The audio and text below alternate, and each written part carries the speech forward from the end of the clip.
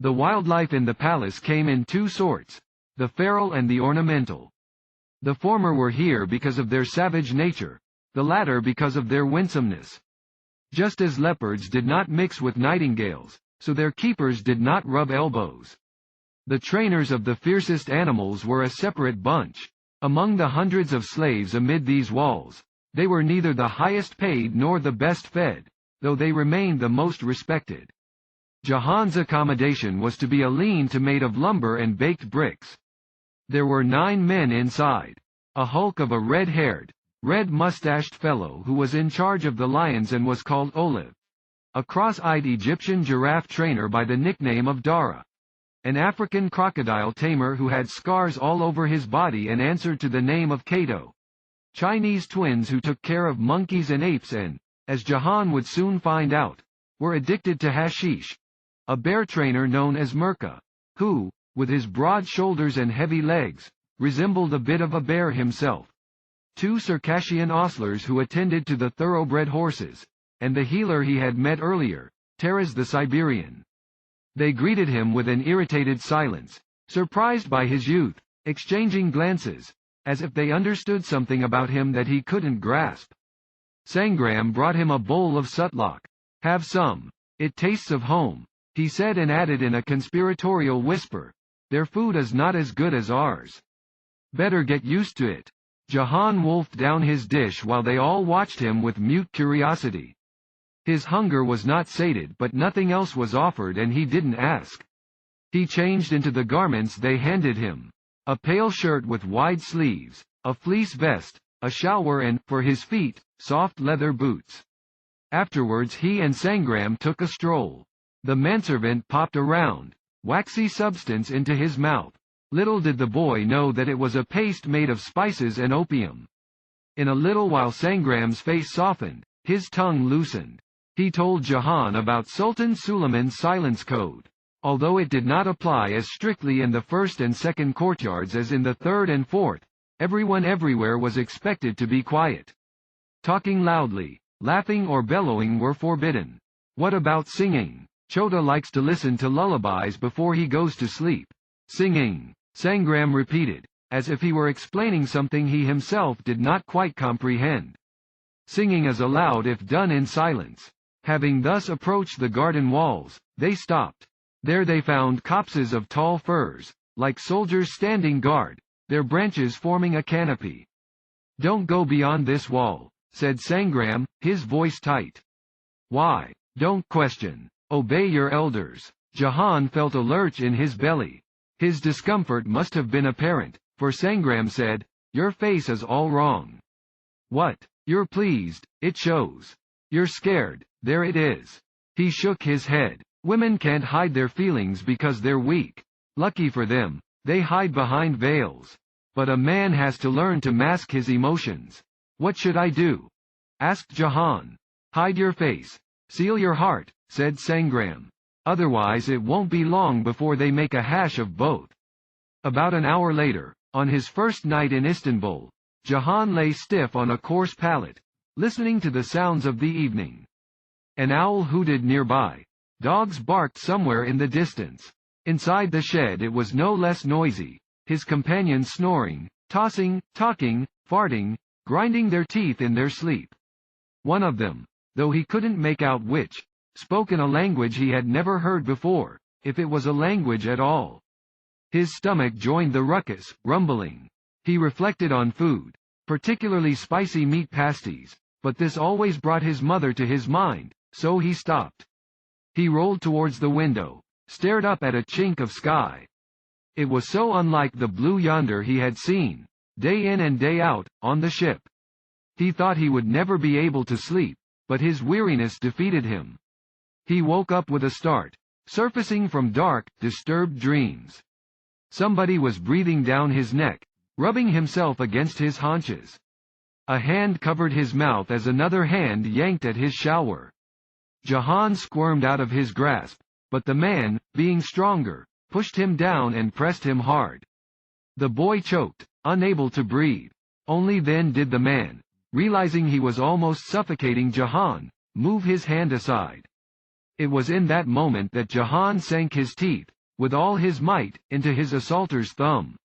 A gasp of pain was heard. Sudden, galled. The boy jumped to his feet, shaking. In the powdery light from a candle stood the bear tamer. "Come here," Mirka hissed. Jahan understood from his tone that he didn't want to be discovered. So he shouted, at the top of his voice, against every silence code, not giving a damn as to what would happen if the guards heard him. "You touch me again and my elephant will trample you. We'll kill you." Mirka stood up, pulling his shower. Without so much as a glance at the other tamers, who were now awake, he strode to his pallet, muttering, "Your elephant is a baby. He'll grow," howled Jahan. The boy noticed that Olive was observing him with a mixture of affection and approval. The lion tamer interjected from his corner, "Mirka, you sod. If you touch the Indian again, I'll nail your balls to the wall, hear me?" "Curse you," said Mirka, his heart hammering. The boy crawled into his bed, this time turning his back to the window, so as to keep an eye on the room. He understood that inside the palace he had to be vigilant at all times, even in sleep. He couldn't stay here long. He had to find out fast which chamber the Sultan's riches were kept in, fill his bags and leave. He would have to abandon the white elephant, he realized sadly. Chota was a royal creature. Jahan was not. Little did he know that down in his barn Chota was also awake, listening, worrying. Somewhere in the heart of the inky night, so dense that it subjugated every other color, he had picked up the scent of the only animal that filled him with fear, the tiger. No one could tell for sure how many souls resided within the palace walls. Taras the Siberian, who had been around longer than anyone could remember, said it was as many as the stars in the heavens, the hairs in a pilgrim's beard, the secrets wafting in the lotos. Others believed it was at least 4,000.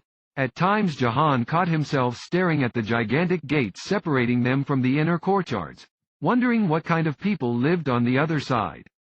He wasn't the only one who burned with curiosity. Every animal tamer that he knew prattled on in muted tones about the various residents of the palace. The head of halva makers, the master of ceremonies, the tasters who savored each dish before it arrived at the sovereign's table. Eager to find out more about them, the tamers gossiped in earnest, relishing every scrap of tittle-tattle, sweet as boiled sugar in their mouths. Above all, they were fascinated by the concubines and the odalisques. That they were invisible to all men, save the Sultan and the eunuchs, allowed the tamers to imagine them in any way they wished. In their minds they could paint freely the women's faces, blank and promising like empty scrolls. One could never prattle on about the favorites of the Sultan, not even in whispers, unless it was the Sultana, whom everybody seemed to hate and felt justified in slandering. They had heard plenty of tales about the harem, some real, most fanciful. Its gates were guarded by black eunuchs who had been castrated so badly that they could pass water only with the help of a tube they carried in their sashes. Since Islam forbade castration of any kind, Christian and Jewish dealers employed slave merchants to do the job elsewhere. Boys were captured from the deepest recesses of Africa and unmanned. Those who survived were bought by the palace and shipped to Istanbul. Of these many died during the voyage, their corpses dumped into the sea. If they were lucky and talented, they made their way up. Thus a sin for which no one took the blame, yet to which everyone contributed, lived on. Sangram said it wasn't just their balls that had been removed but also, much too often, their hearts. The mercy that they had been denied in the past they now denied to all. If a concubine attempted to escape, it would be these eunuchs who would be the first to find her. The harem flowed through life in the palace, hidden but forceful. They named it the Darusad, House of Happiness. Every single one of its rooms and halls was said to be connected to the bedchamber of the Valide, the mother of the Sultan. For years, she and she alone had scrutinized what hundreds of women ate, drank, wore and did every day. Not a cup of coffee was brewed, not a song was chanted, and not a concubine caught the eye of the Sultan without her blessing. The chief black eunuch had been her ears and her eyes, but now she was dead, and all her power, and much more besides, had passed into the hands of the Sultana. Harem was her name, yet many called her witch, Zadi. Of admirers and foes, she had plenty. They said she had put a spell on the Sultan, poisoning his sour cherry sherbet, sprinkling potions under his pillow, tying his clothes into knots on nights of full moon. Breaking a 300-year-old tradition, the Sultan had married her in a ceremony so lavish it was still the talk in every tavern, brothel and opium den in town. Not that the boy knew anything about taverns, brothels and opium dens, but Sangram did, and he loved scattering bits of gossip. Most of Jahan's knowledge about what was happening inside and outside the palace came from him. Witch or not, the Sultana had a soft spot for curiosities and went to great lengths to collect them. The tiniest female dwarf in the empire, or a musical box with secret compartments. A peasant girl with skin like a lizard's, or a bejeweled dollhouse. She took possession of each one with the same delight. Being fond of birds, she frequently visited the aviary. One parrot there was her favorite, a green-bellied, crimson-winged macaw, and she taught it about a dozen words, which the animal squawked at the top of its ugly voice whenever Sultan Suleiman came close, making him smile. Harem enjoyed feeding the gazelles and foals, but she rarely, if ever, spent time with the wild animals. All the better, Jahan thought, for he feared her. How could he not fear a woman who read minds and stole souls? The first weeks in the Piatat, the seat of the throne, passed by eventlessly. Chota recovered slowly, regaining his weight and good humor. He was given 2 saddlecloths, one for every day, yards of blue velvet embroidered with silver thread, and one for festivities, a golden mantle made of heavy brocade. Jahan loved the feel of the needlework on the tips of his fingers. He no longer lamented the precious cloths that Shah Humayun had sent with the elephant, but that Captain Gareth's sailors had shamelessly plundered on that ominous ship. At night, as soon as he closed his eyes, his stepfather's face appeared from out of the gloom. A part of him yearned to return to his village, and kill him. The way he had taken the life of his mother, kicking her in her belly, even though he knew, for how could he not, that she was pregnant. Another part, a wiser part, whispered he should return, but not immediately. After stealing the Sultan's gems, what harm could there be in saving a few for himself? Captain Gareth would never know. Then he could go home, rich and mighty. His sisters would greet him, forlorn as they must have been that he had left on a whim. The immensity of their joy upon seeing him again would wipe away their sorrow. Kissing their hands, Jahan would unload the riches at their feet, diamonds, emeralds, jade. Then, one day, he would come upon a young maiden, pretty as the full moon. Her teeth like pearls, her breasts like ripe quinces. She would walk away from him, but not before honoring him with a furtive smile.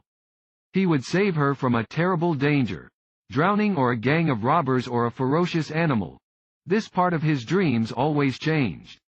Her lips, when she kissed him, would taste like raindrops. Her embrace would be sweeter than honeyed figs. They would fall in love, her caresses washing over him like fragrant waters. So immaculate would be their bliss that, even years after they died of old age in each other's arms, people would remember them as the happiest couple under God's sky. His early days in the menagerie would have been harder were it not for Olive the lion tamer, who took him under his wing. A man unrivaled in bravery and recklessness, but oddly besotted with his mustache, which he combed, waxed and perfumed 5 times a day.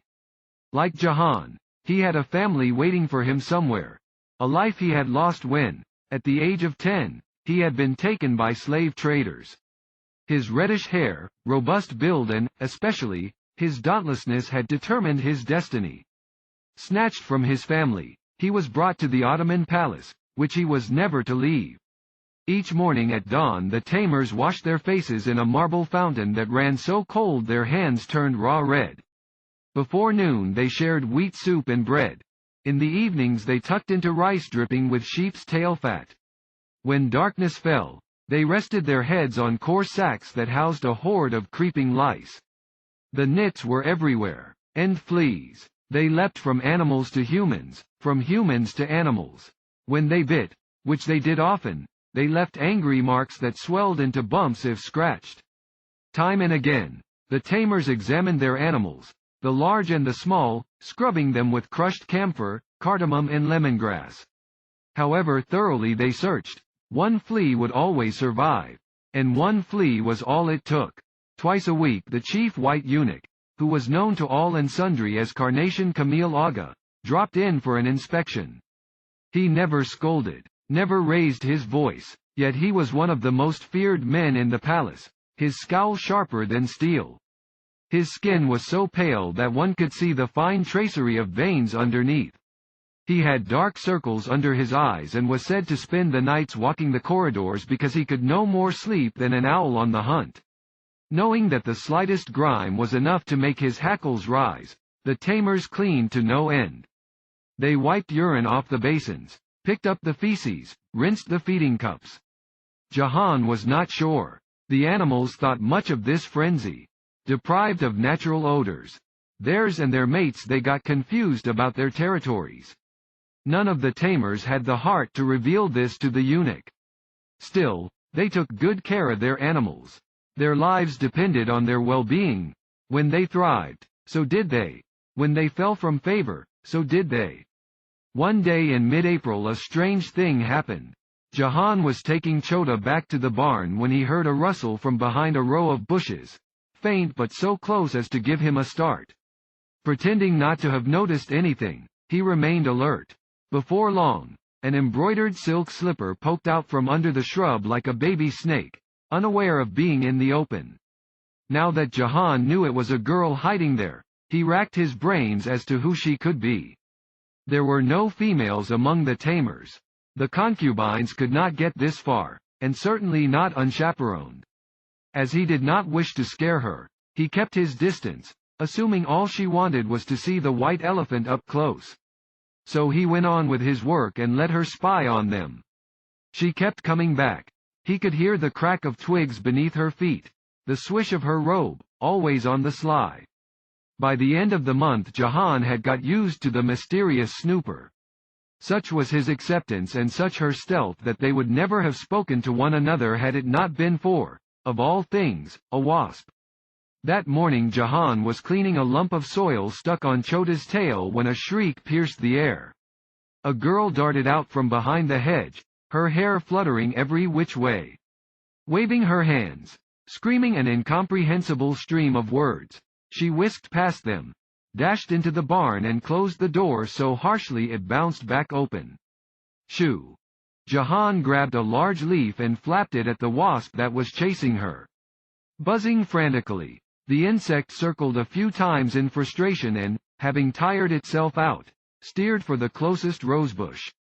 "It's gone," Jahan said. "I am coming out. Lower your head, servant." She emerged, tall, lithe and reedy.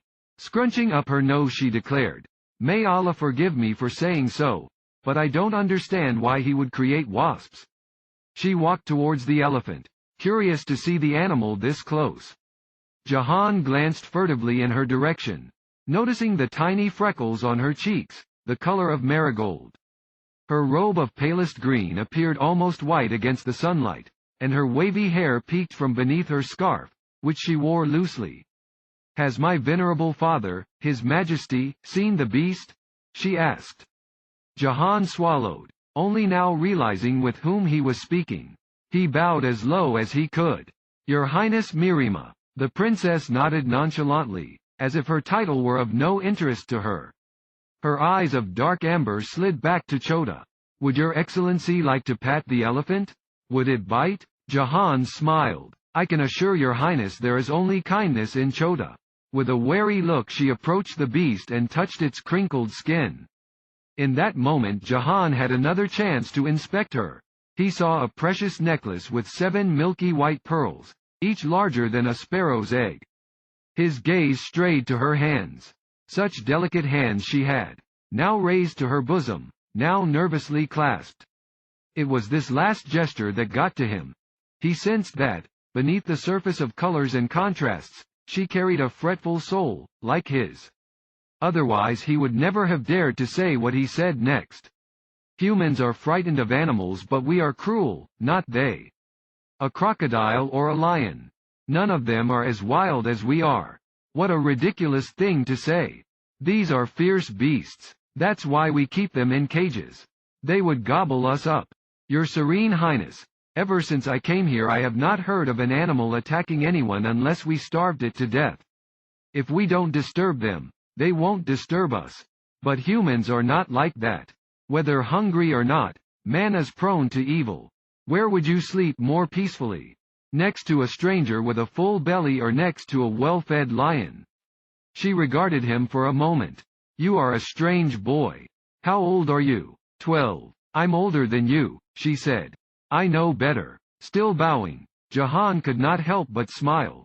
She had not said the obvious. That she was noble-born and he, a no one. She had said she was older, as though they were, or could someday become, equals. As she turned back on her heel, she demanded, "What's your name?" He blushed. Somehow saying his name felt awkward, almost intimate. The elephant's name is Chota, Your Highness. Mine is Jahan. But my mother, what about her? This he had not told anyone and didn't know why he was doing so now, but he said, she named me Hyacinth. Mirima laughed. What a funny name for a boy. Realizing he was offended, she added, more quietly, why?